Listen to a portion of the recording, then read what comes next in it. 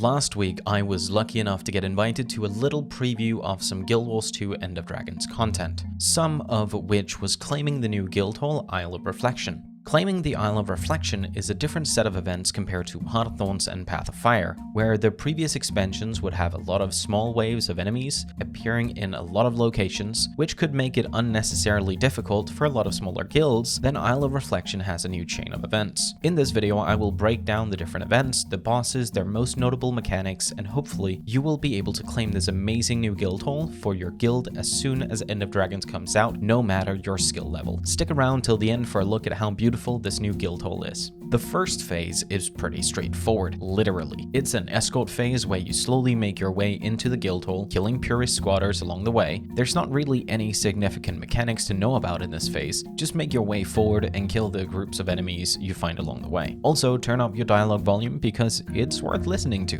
Next up are the Lieutenants. These are 3 bosses spawning in 3 different locations of the Guildhall. If you want to claim your Guildhall quickly, then you can choose to split up into 3 groups to take down the Lieutenants at the same time, or you can kill them one after another so everyone can experience all the encounters.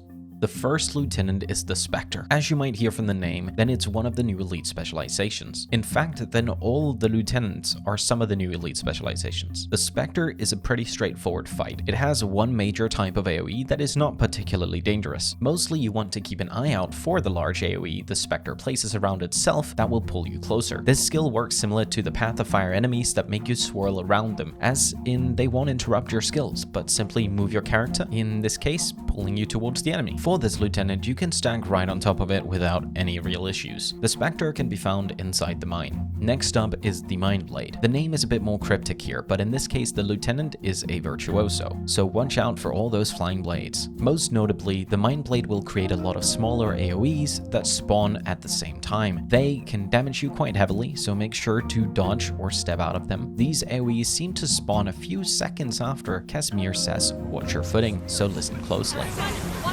The Mindblade can be found inside the arena, which seems to have gotten a pretty sizable increase in radius compared to the other guild halls. The last one of the lieutenants is a Willbender, known as the Enforcer. The Enforcer brings 2 notable attacks to watch out for. Firstly, it will teleport around, so keep yourself on your toes if you're in melee range to keep up your DPS. Secondly, there will be an attack where the Enforcer spins. Stay out of melee range while this is going on, since it deals a lot of damage.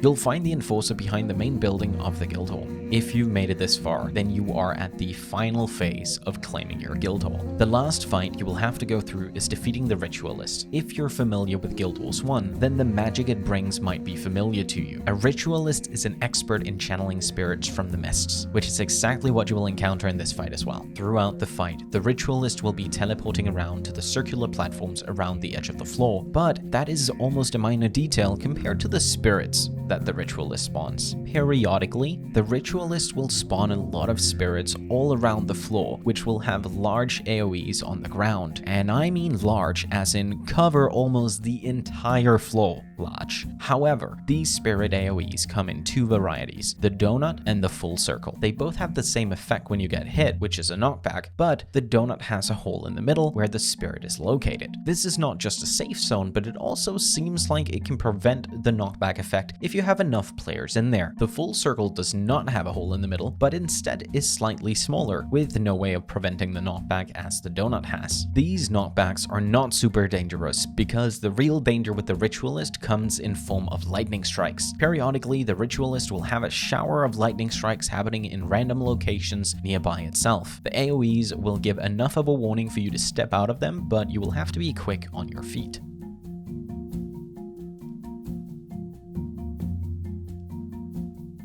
Compared to Heart of Thorns and Path of Fire, then I must admit this was a much more fun and engaging way to claim a Guildhall. The focus on making sure everyone can get their Guildhall without the need to find players in the looking for group and actually having encounters with mechanics just helped to reinforce the inclusive content and fun encounters that Guild Wars 2 can bring, even on a more casual level. For those of you who have been hanging out with me on stream since the End of Dragons announcement, then you might know I haven't had the biggest hype for the expansion. The marketing simply didn't click for me. In the past past few weeks, and especially after getting to try some of the content for myself, then I must say, I'm ready for End of Dragons, and it's gonna be exciting to see what the rest of the expansion has to offer. As always, feel free to click the thumbs up and subscribe if you like the video, and thumbs down if you don't. I'm Reddish, and I stream on Twitch TV/Reddish every Monday, Thursday, and Friday.